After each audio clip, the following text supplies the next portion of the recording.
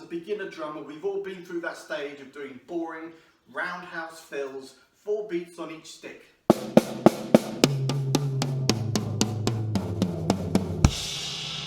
Instead, replace the last hit of the hand with a kick. It's super easy and it makes it sound so much better.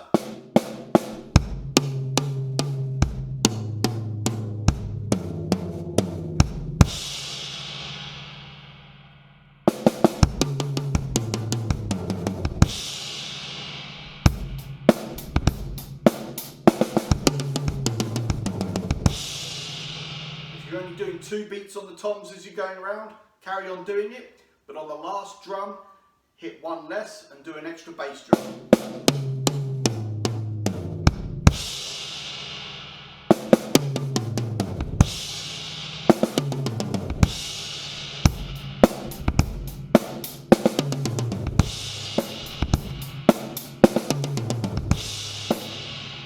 Thanks guys and girls, super easy. If you find this useful, please follow the channel. See you on the next one.